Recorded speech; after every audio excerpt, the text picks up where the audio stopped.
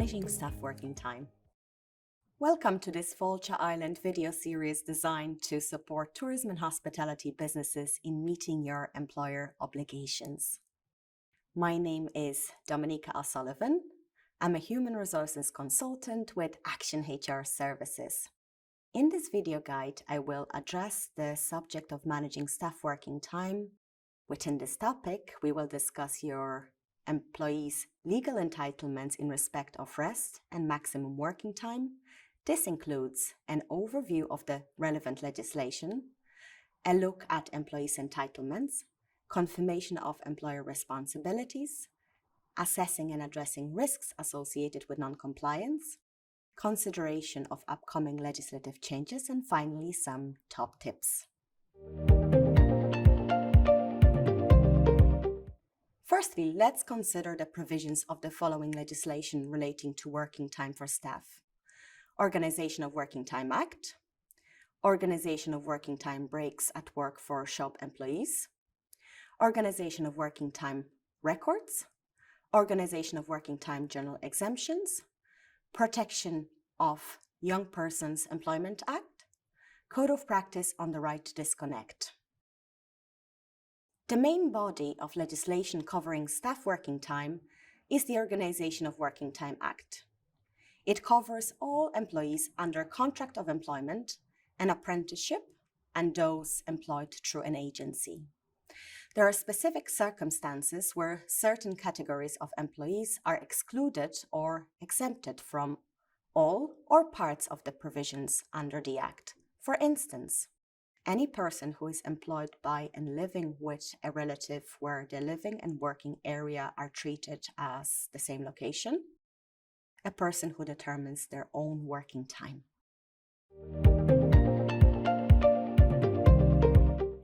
The definition of working time under the legislation means any time that the employee is at his or her place of work or at his or her employer's disposal and carrying on or performing the duties and activities of his or her work. At this stage, we will also clarify the matter of changing into uniforms and whether this is considered working time. If an employer needs employees to change into a uniform in the workplace, then this time would be considered working time. If an employer permits employees to come into work wearing the uniform, then it's not considered working time as the employee's presence in the workplace to change into a uniform is not required. Regarding weekly working hours, an employee should not be required to work more than an average of 48 hours per week. While an employee may work over 48 hours in a particular week due to exceptional circumstances, the average of their working hours must not exceed 48 hours. For employees where work is subject to seasonality, as it is often in the case in the tourism industry, the maximum working week may be averaged over 6 months, or in a case of a relevant collective agreement, a 12-month reference period. It is noted that in all other instances, the reference period is 4 months. This working time does not include breaks, on-call, or standby periods that occur away from the place of work. When calculating the reference period, time spent on protective leave, sick leave, or annual leave should not be included. So let's discuss rest breaks at work. If an employee's shift schedule extends beyond 4.5 hours, you as the employer are required to provide the employee with a break of at least 15 minutes. Should the employee work more than 6 hours in a working day, the employee is entitled to a break of 30 minutes. This 30-minute break can include the first 15 minutes break. For example, your employee is rostered to work from 9 a.m. to 5:30 p.m. In this instance, the employee can be given the 30-minute break within the first 4.5 hours, and he or she can take that break at or before 1:30 p.m. This will satisfy both requirements. Alternatively, at 1:30 p.m., the employee is entitled to take a 15-minute break after 4.5 hours, and at 3:15 p.m., when the employee has worked 6 hours, the employee is entitled to take a break of 30 minutes. Breaks should not be given at the end of the working day. There is no requirement to pay for any breaks if this is not an existing term and condition of employment. Employees who work in or about a retail shop are entitled to a break of 1 hour, provided their working time includes the period between 11:30 a.m. and 2:30 p.m. in total, and they worked more than 6 hours. The 1 hour break must commence between the hours of 11:30 a.m. and 2:30 p.m. and cannot be given at the end of working day. It is noted that this requirement does not relate to hotel premises where the preparation of food or the catering for any persons or any businesses operating in line with an intoxicating liquor license. Let's discuss daily rest periods next. Employees are entitled to 11 consecutive hours of rest in any period of 24 hours. For example, an employee who works from 3 to 11 p.m. on Monday does not get the 11-hour consecutive rest period required if he or she is rostered to work at 7 a.m. on Tuesday morning, as this is only a rest period of 8 hours. In this circumstance, the employee should not recommence work on Tuesday until at least 10 a.m.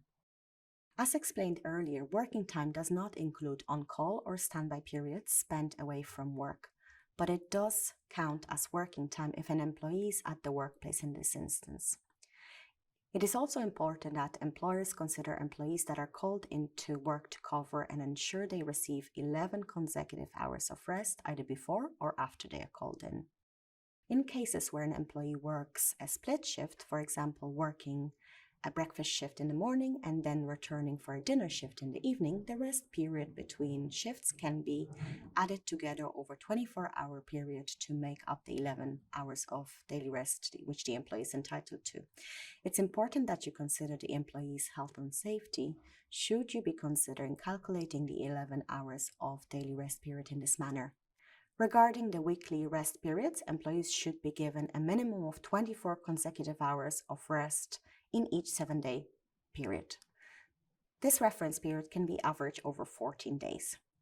The employee's shift pattern must also provide for 11 hours rest period before receiving their 24 consecutive hours of rest. This effectively means that the employee receives a minimum of 35 hours of rest consecutive. An employee must be given a Sunday off as their normal rest period or one Sunday off if their reference period is 2 weeks. This does not apply if the employee's contract clarifies the requirement to work on Sundays.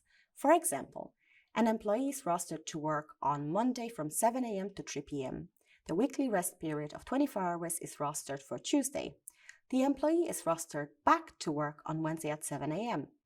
The employee's daily rest period of 11 hours begins at 3 p.m. on a Monday and ends at 2 a.m. on Tuesday. Their weekly rest of 24 hours begins at 2 a.m. on Tuesday and ends at 2 a.m. on Wednesday. Therefore, the employee receives 37 hours of consecutive rest, which is over their entitlement of 35 hours. Employers who employ night workers must ensure that the employee does not work more than an average of 8 hours per 24-hour period calculated over a reference period of 2 months. A night worker is defined as an employee who carries out their work between midnight and 7 a.m. the following day. In addition, the employee must work at least 3 hours of their working time during the night time. The number of hours worked during the night time in each year must equal or exceed 50% of the total number of hours worked. An employer is required to conduct a risk assessment for employees that are night workers should the risk assessment identify that the night work involves special hazards or physical or mental strain. There is an absolute limit of 8 hours of night work in 24-hour period with no averaging possible. Next, we will discuss working hours and rest periods of children and young persons. It should be noted that the legislation does not apply to children or young people who are employed by a close relative. A close relative is a young person's spouse, father, mother, grandfather, grandmother, stepfather, stepmother, brother, sister, half-brother, or half-sister. A child is defined as a person who is under 16 years of age, and a young person is defined as a person who is 16 years of age but is less than 18 years. As an employer, you cannot employ children in regular full-time employment. In the case of children under 16, they can only be employed to do light work, while during the school term, children aged 14 are not allowed to work. A child cannot work between the hours of 8 p.m. and 8 a.m. Young persons aged 16 and 17 can work a maximum of 8 hours a day and up to 40 hours per week. Young persons cannot work before 6 a.m. and after 10 p.m. The young person must receive a break of 30 consecutive minutes after any work period exceeding 4.5 hours. Where the employee's working time varies from week to week, the employer is required to notify the employee at least 24 hours in advance of the employee's start and finishing time before the first day of work and the days of work required each week. Notify the employee at least 24 hours in advance of additional hours the employee is required to work, for example, due to overtime or changes in the roster. The employee must be informed of his or her roster on the day the employee normally works. For example, if an employee works on a Friday, it does not work on a Saturday and Sunday, but is required to work on a Monday, then the employee must be informed of the requirement to work on a Monday the previous Friday. The European Union Transparent and Predictable Working Conditions, Regulations 2022, amended the Organisation of Working Time Act in relation to requirements for notification of working hours to employees working variable hours. This change means that if the notice of working hours provided to an employee is not within the minimum notice period of 24 hours, or the work assignment is to take place outside the contractual reference hours and days, the employee has the right to refuse the work assignment without adverse consequences. Where there are unforeseen circumstances due to, for example, an emergency cover being required, such as late notification of sick leave, the employer may change the working hours of the employee and not provide the required advance notification. Let's discuss double employment next. If your employee works for another employer at any time during their employment with you, their average working hours in both employments cannot exceed 48 hours per week. Should this be the case, both the employee and the employers will be guilty of an offense. Therefore, it is best practice to include in the contract of employment a requirement that the employee must keep the organization fully informed in writing of the hours worked in any other business or employment. The Code of Practice on the Right to Disconnect came into effect on the 1st of April 2021. For the first time in the Irish context, employees' official right to disconnect to provide a better work-life balance. According to the provisions of the Code, employees have the right to disengage from work and refrain from engaging in work-related electronic communications, such as email, telephone calls, or other messages outside of normal working hours. While the Code does not change the statutory entitlements of employees in terms of working hours and breaks, it is recommended that employers introduce a relevant right to disconnect policy with a view of tackling the always-on culture, while recognizing that occasionally legitimate reasons arise when it is necessary to contact staff outside of the normal working hours. To summarize the employer responsibilities in relation to managing staff working hours, it is essential that those who are in leadership positions are aware of their duties under the legislation, and they are non-negotiable in ensuring employees are given the correct entitlements in relation to rest and maximum working time, with specific emphasis on working hours and rest breaks for children and young persons. It is also important to create and implement relevant policies so relevant managers and team leaders are competent in scheduling around the specific rules and regulations. In addition, employers should be aware that detailed records must be kept for each employee for a period of 3 years in relation to their working time, including the total days and hours worked in each week, rest period and daily and weekly rest breaks, any days and hours of leave taken each week, including annual leave and public holidays, a copy of a written record of a notification of working time, such as weekly rosters. All requirements can be recorded either manually or through electronic means, for instance, time and attendance management systems. In terms of employee responsibilities, employees should inform the organization if they work for another employer and ensure that their hours do not exceed the maximum working week. Employees should also follow the organization's policies in relation to recording working hours and report when they are unable to take a break. Finally, employees should attend any training that may be offered in relation to staff working hours. Should an employer fail to comply with the relevant working time legislation, this could lead to employee burnout, low staff morale, high employee turnover, not to mention employee relations issues, Workplace Relations Commission inspections, and complaints by employees to the Workplace Relations Commission. It is for that reason that employers should ensure they meet all the responsibilities in respect of working time. Another piece of legislation we are expecting to be enacted is the Work-Life Balance and Miscellaneous Provisions Bill, which will bring Ireland into compliance with the EU Work-Life Balance Directive 2019. This legislation proposes that a parent caring for a child under 12 years of age or a person caring for a relative cohabitant will have the right to request reduced, compressed, or flexible working hours or flexibility of their place of work.